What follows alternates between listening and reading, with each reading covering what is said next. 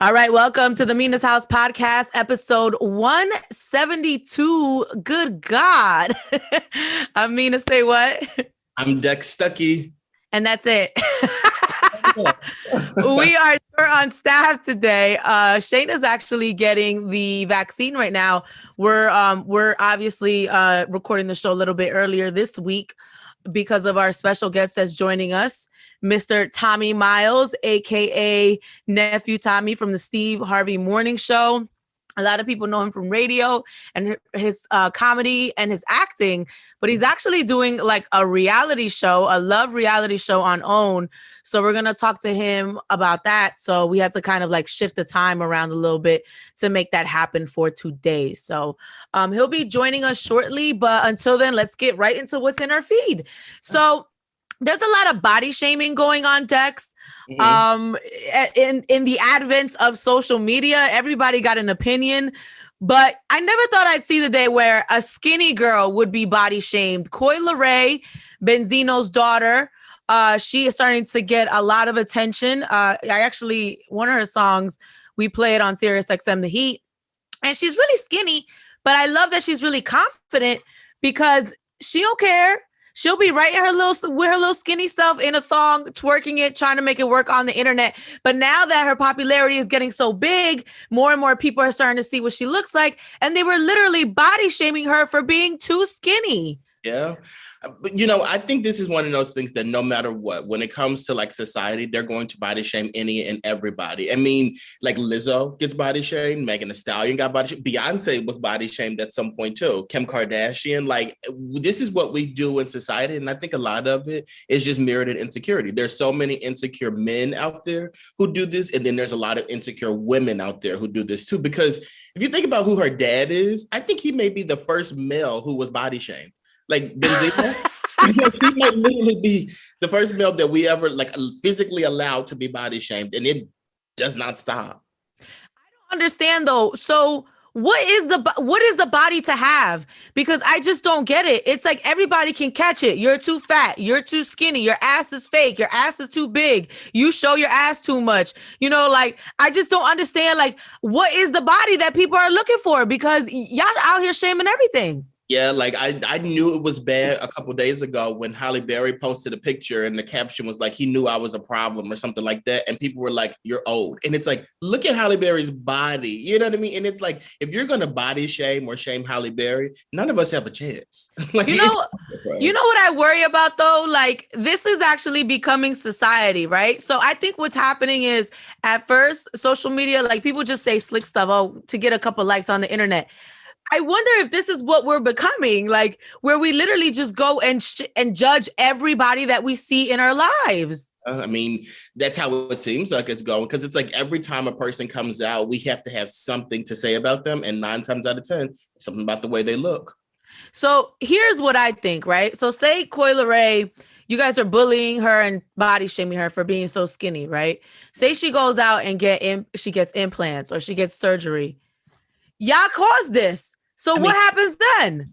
This is the thing, though. I thought we would have learned better from this after the whole Chadwick Boseman situation. Like there were pictures that came out and he was obviously very skinny because he was sick, and people started to talk trash about him, like really badly. He's on drugs, he's this, he's that, or whatever. And then he passes away and you realize he had cancer, and it's just like, oh, we're so sorry. And that lasted for about a week, and then we were right back at it. Like we need to be better people. I absolutely agree. When I actually so I've talked about both of their bodies, right?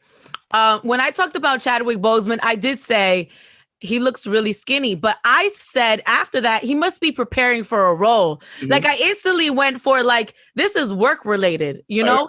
I never thought in a million years that he was sick. But I didn't think that he was on drugs. Like I didn't jump to the extreme. I'm like, he's working on a role. He's an actor. That's normally what happens with actors. When you see them, drastically change their appearance, that's normally what's going on. But with Coi Leray, I literally first talked about her body maybe 2 weeks ago. And I was like, look, this girl is real skinny and doing things that the more voluptuous girls are doing. She got the thong on. She's twerking. I'm like, her self-esteem is through the roof. I applaud her for really just being that confident in her body to even do that, you know? And literally 2-3 weeks later, people are dragging her for being that skinny. And then they're saying she has a child's body. Like, it's not up to her what body she has. Like, she's an adult. Unless you want her to go under the knife. And then again, like you said, they're going to be dragging that too. Absolutely. So I just want people to be a little bit more conscious with their tongue, especially when it comes to what people looks like. Like, look at what Michael Jackson did. This dude literally changed his whole face.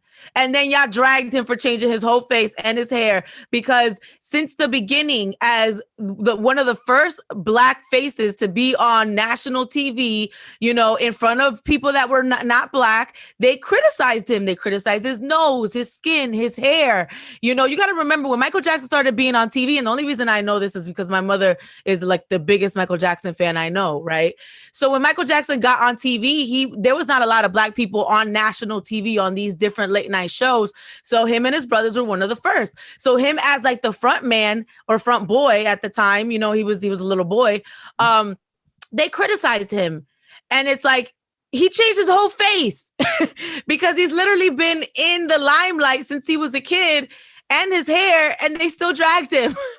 Like, it's like, we do this to people and then we get mad at them for reacting because we think that their self-esteem is of steel. Everybody isn't that strong. I agree. Moving on, Justin Bieber, I feel like has been doing a lot to try to like do more R&B, especially after he kind of took the hiatus and then he got married and everything. So he was on a Clubhouse chat and talked about how he sampled Martin Luther King Jr., one of his speeches. So he had this whole explanation about how he's from Canada, and in Canada, they don't really teach you Black history. So when he started to learn Black history, he was like, oh, wow. Like, he felt like he was deprived of this education and he wanted other people to know of this history. So that's why he felt inclined to put this speech into his music, into one of his songs, so he can educate people on the words of such a legendary great man. But some people think this is kind of like cultural appropriation at this point. What are your thoughts, Dex? I think it's very performative. Like, when I first saw it, I'm like, well, obviously I heard the explanation first and I was like, okay, like I can get with that. But I was like, but this does seem performative. Like, we're in this big movement now, and now you're doing this. Like, it just doesn't seem real to me. So then I was like, but let me just go listen to it. I listened to it literally as soon as the speech starts. It's so powerful. And like, I've never heard that speech before. It's so powerful. And I'm like, damn, I know exactly why you put it on there. Then the next song under it is like, he's talking about dying for what you believe in. That's what Dr. King is talking about. The next song under that is called Die For You. And it's Justin Bieber with a techno pop beat talking about dying for some girl. And I'm like, get the hell out of here with this. so he missed the point for you because it wasn't like the theme didn't match. It didn't make any sense at all. I do see something from Justin. You know, Justin has always been, I feel like, welcomed in the hip hop and R&B community, but I do kind of see him kind of trying to creep in there just a little bit more with some of the features that he's doing. Even like, I think he was mad at the Grammys because he didn't get like an R&B nomination or something like that. I do think, I get where he was going with this. I do think though, like, tread lightly. Yeah. You know, because what you don't want to do is, you know, piss people off and have people saying you're appropriating another culture's culture. Yeah.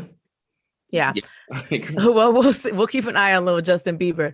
Our guest should be joining us soon. Real quickly, I wanted to talk about kids now being able to get the vaccine. And as I said that, here he is. All right. I didn't have to put a code in. Oh, look at him. He's on the phone. That's what happens when you make money. Listen, you join the interview and you on the phone like, look, I gotta jump. Let me hop off this meeting. I got to work some more. Hey, no, that's the engineer that navigates me through this whole run. Tommy Miles, aka Nephew Tommy from the Steve Harvey Morning Show, joining us. Welcome. I'm Mina SayWhat. Dex Stucky. I'm letting someone else in. Is this your friend? That's my guy right there. It's cool. Okay, cool. Tommy, welcome. Nice to meet you. We've never actually spoke. Thank you for having me this morning. Oh my God. So we're radio people, right? Yes, we are. Your voice is incredible. It's one of those, like, you probably go to the store and order, like, let me get a little Starbucks, latte, a little tall latte. And they like, is that Nephew Tommy there? Exactly. You are absolutely right. It's like a gift and a curse. Sometimes you want to do things and not be recognized, but then you got to worry because you might end up on the internet because everybody knows who you are. Let me tell you something. You know what? I love the fact that we got to wear these masks now because nobody knows who you are. But as soon as I say something, they be like, is that Tommy under there? It's Tommy under there. Do you have like a voice that you could disguise your voice into? Like, or do you ever try to do that? I got a few that I do, especially, and that's what makes pranking so hard now, that everybody has gotten used to my voice. So when I'm trying to do prank calls, it's like, oh, no, Tommy, I hear you. I know that. What's the craziest fan story? Because you literally have like a cult following because you've been doing these prank calls in the Steve Harvey Morning Show for years. Oh my God, I got so many, man. I've had some stalkers now. Oh my God. Yeah. Stalkers. Yes, and that was a bad moment in my life. I was like, what is this about? So, you got some fans that are like too much of a fan, you know? So you got to okay, let's just calm down right here. Are any of these ladies, like, I know you're married and you've been married for 20 years, and I'm not trying to get you in trouble at all. Right. But have any of these ladies been attractive, or have they been like older ladies, or have they been men? Maybe you have a man stalker. I don't know. There's been some attractive ladies. There's been some dime pieces. Stalk me. There's been some dime pieces. You be like, 25 years ago, you might have had a shot. In radio, that like, I know a lot of people in TV, you would expect them to have like stalkers and big fans and stuff like that. Right. But I think it's so crazy to hear someone in radio say that, because people generally don't know what you look like, but they find out what you look like in radio. You know what? Things have changed now. Radio used to be, just this person that you're just looking at your radio in your car and you like their voice and it's soothing. And very seldom would you like, is that the person on the radio? I had no idea what they look like. And you would try to visualize it and try. But now with social media and, the temperatures, everything's different. So people go and immediately Nephew Tommy. Let's see who is that. Okay, here. Okay, and that's what they do. So you got some ladies like, "Ooh, he bald. I like that." I'm gonna stalk him. I want to rub his head. Trust me, you all have been Googled too. Trust me, they are looking at you now. I had a stalker, Tommy. I know what it is, so I don't put that on anybody. But Nephew Tommy is now on TV. Well, he's been on TV. Ready to Love on OWN, produced by Will Packard, one of our very favorites. Yep. So, Tommy, there's so many dating shows out there. Do you feel like the pandemic has really kind of kicked up the panic in people when it comes to their personal lives? I think personally, yes. I think people are you're afraid. And, you're taken back by like, okay, I need to just chill out for a minute. This is not the time to be trying to find somebody. I think there's a hesitation at where we are right now because you're scared, and you don't know what to do. I find myself, if me and my wife invite some people to the house, we like, okay, we're gonna check your temperature at the door. Okay, we're gonna do that. And you spraying them down. Yeah, if you've had your shots, we'd like to see your card. Yeah. And it sounds crazy, but guess what? I think that's what things are going to evolve to. It's gonna be like, if you had your shots, we'd like to see your card. I think in a minute when you get ready to get on a plane, they're gonna want to know, we need to see your card. We need to know everything. Let me tell you, I don't even know how to date right now in my life. It's so difficult. Right. And literally, I have thought about going on dating shows. That's why I think we're seeing all these dating shows right now, because it's like, how do you date? Even if you meet someone on social media, you're not going to be meeting random people in a pandemic, And it's like, at the end of the day, it comes down to, in order for you to get to know someone, you have to meet them. So it's like, I think it's inappropriate to even be like, in the beginning, like all of it. maybe it's not inappropriate because it's still new, but like on a first date, you're not going to ask somebody if they ever had an STD, right? No. So on a first date, I'm not going to ask somebody, have you had COVID? Where's your shot at? Let me see your card. Well, listen, I don't even see how it's possible for the attraction to come, because you can't, when I see you with your mask, I need more than this. You know what I mean? This right here, just your eyes. I need more than that. This can't just be what turned me on right here. Because when you pull this down, you can't scare the hell out of me after you pull that. I need to know what I'm looking at. And then you got the girls with the lashes now. So you look at their eyes, you're like, ooh, she look good. And then you take off the mask. Teeth all over the place. So the show's based in Houston, right? It's not, you know what? This season is Houston. Okay. The first two were Atlanta, and here's the second two now in Houston, and then we're gonna move along after that. So we are in Houston. We got a lot of twists and turns, a lot of curveballs. You know, when people come on the show, they think, okay, I've watched this season and that season. I think I know what they're going to do. I already know how this is going to work. Right. We stay 3-4 steps ahead of our contestants because, you know what, they think they know. So we got to keep throwing curveballs at you. So that way they look up and say, oh my God, y'all have never done this before. You're right. We haven't. Okay? Because we don't want you to know what we're doing. Your job is to try to find love. We're going to guide you through this journey. What I really love about the show is that obviously you don't avoid controversy, but there's so many other dating shows that have all this controversy that's coming out, and watching your show, it's just fun. It's a fun show to watch. And I enjoy that, and I appreciate that. You know what, man? I'm about class. Mm-hmm. You know, I am. I'm not into the ratchet, and I'm just not, you know, it's just not me. So if I see something brewing, me as the host, I'm going to try and put that fire out. And the people that are the contestants, the majority of them are really, really on the show to try to find somebody for them. Now, don't get me wrong. There are some people that, you know, sneak their way in, and they really like the lights, camera, action. You know what I mean? I know it, and I'm able to pick them out and pull them to the side. You know what? I think you here for the wrong reason. I got my eye on you.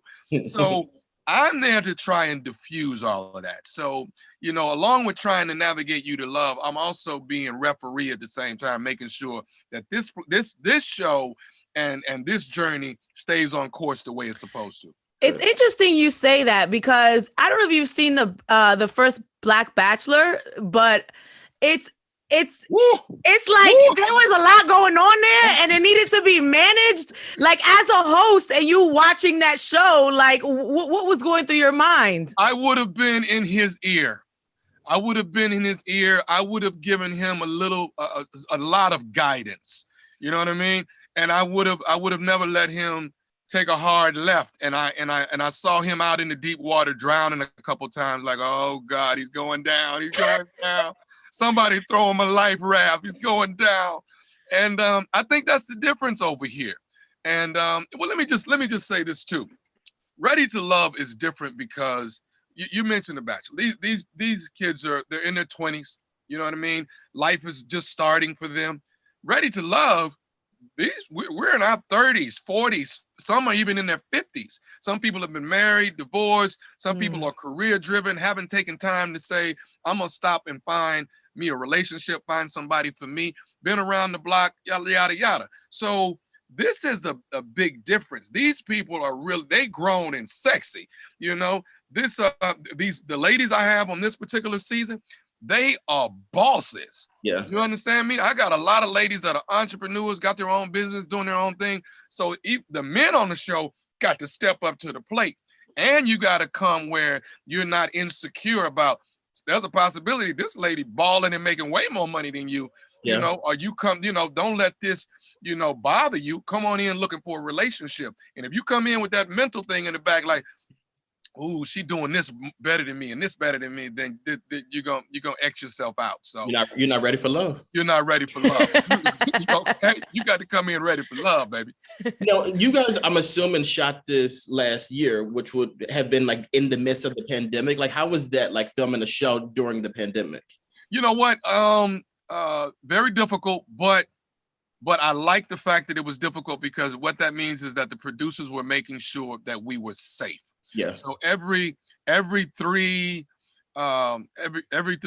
days a week, 2 or 3 days a week, we're being tested. You know, we are constantly being tested. The producers, the crew, everyone is being tested to make sure that we are safe. And I counted earlier this week, I have taken 54 COVID tests. Good God. You've done them all. You've done the nose one, the throat one. I've done the nose. I've done the throat.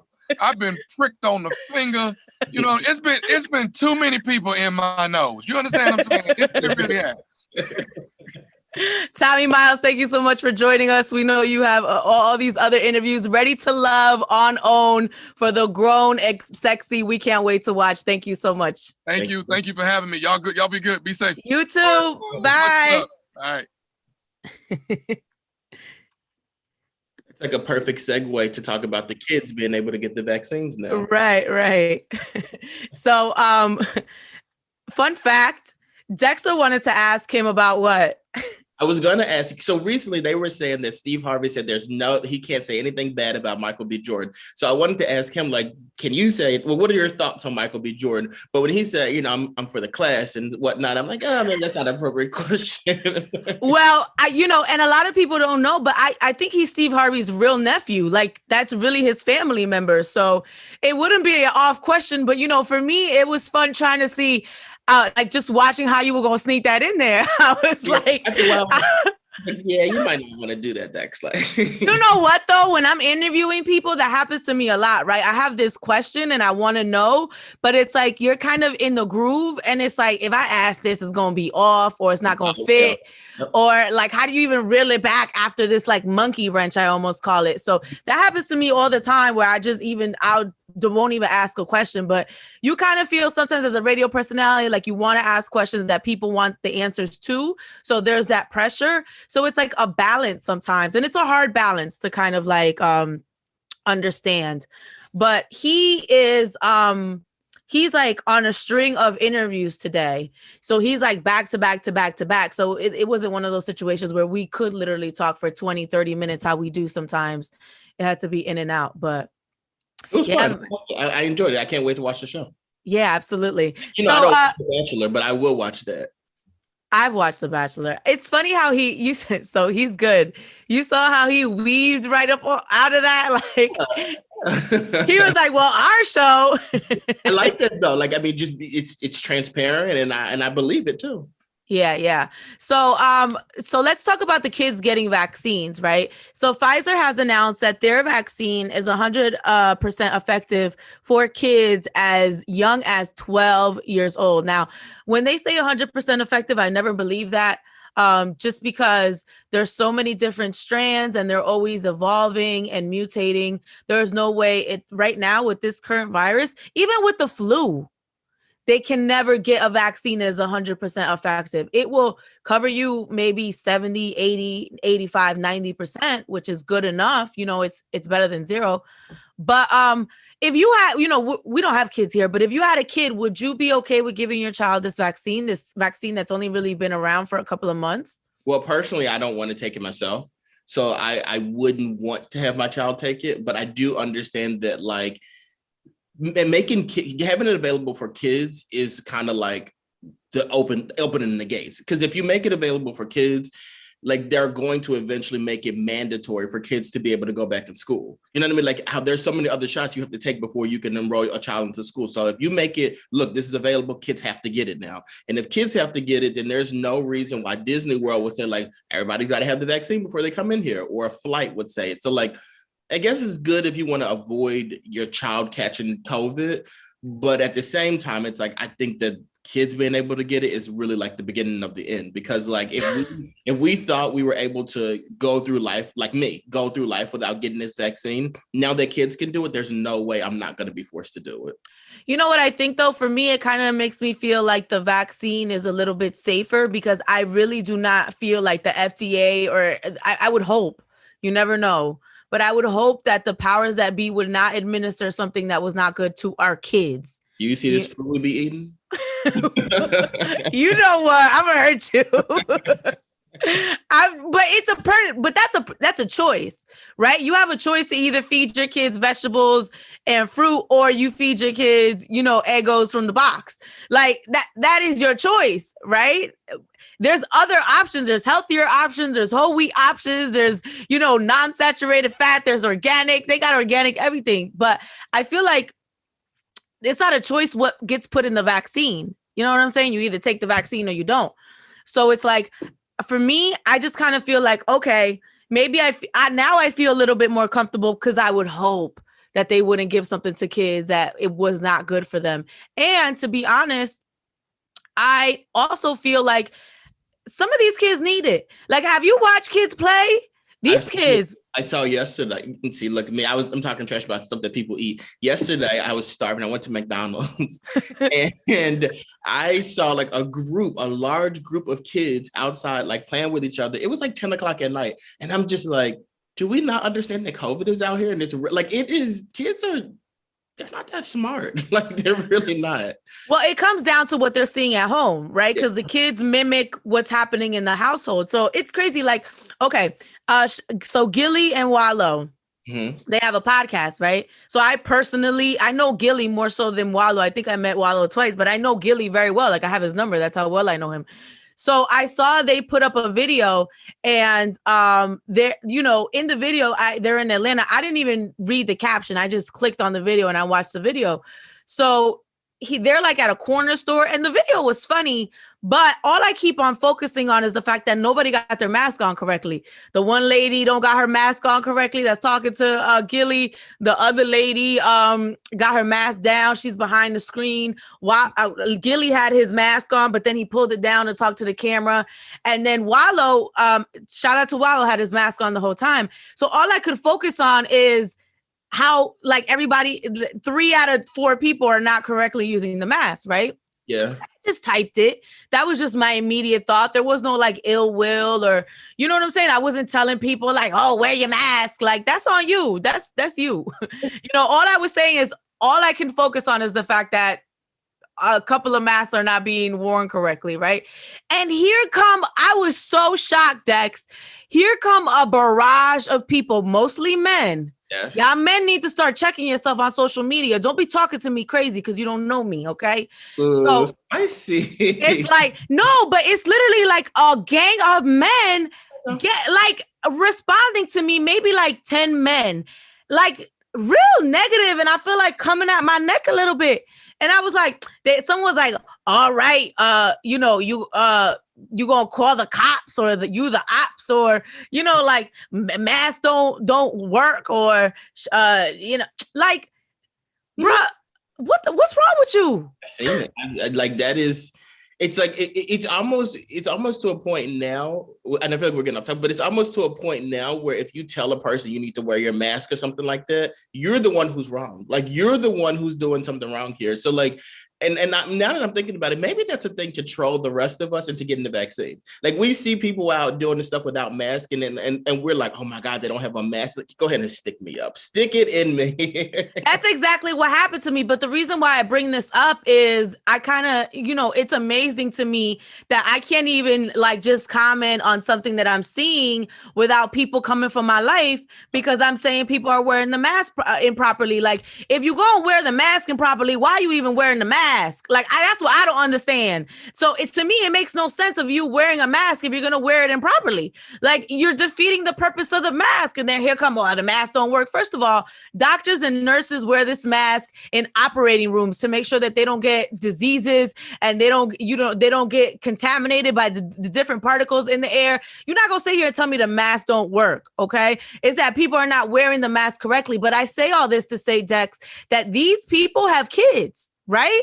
Yeah. So brings it back to my point of, when we go around and we come in contact with these adults have kids. So these kids are a product of their environment. And if even on the internet, we're seeing people, these are males, right? And it's disheartening to me that a male will sit up there and say that, because you're supposed to be the head of the household, and if you got little boys, they're supposed to look up to you, and you got little girls, you're supposed to protect them. So it's like there's so much pressure that goes on the male, especially when you have a family unit. It's disheartening to me that this many males would attack me, or come at me crazy on social media only because I pointed out that the masks aren't being worn correctly, and I'm not saying all males. I'm saying this is something that happened to me that made me kind of realize, like, why are all these men coming at me? What is wrong with you? And the women that were commenting were like, girl, me too. Yeah, I was saying the same thing. You know what I'm saying? I'm not saying males don't care and women don't. All I'm trying to say is I'm just giving you a assessment of this thing that I went through, and I noticed, and it's like these people have kids. So now these kids are out into the world doing exactly what their dad or mom is showing them. And that's why I feel like it's even more that the kids need to get these vaccines, because they be playing, they forget. Even my nieces and nephews, they running around, they hot, they got to pull the mask down. Kids are still playing with one another. Kids don't get there's a pandemic. And taking that right home to grandma. That's exactly it. So I think because, kids, you still try to keep some sort of normalcy for the kids, because mentally they might not be as strong as an adult. They are still very fragile. So you try to put your kids in certain environments that are safe environments, but you still end up having kids with masks not being worn correctly, masks coming down, not covering the nose. So I don't really have a problem with kids getting the vaccine. And I'm actually now pro-vaccine, to be honest with you. Okay. And let me tell you, I'm not quite there, but like I do respect that people are wanting to get the vaccine. And my mindset initially was, don't say anything negative about people getting the vaccine, because if you don't want to get it, the more people who do go ahead and get it, you won't be forced to do it. I just hate that now I feel like I'm going to be forced to do it.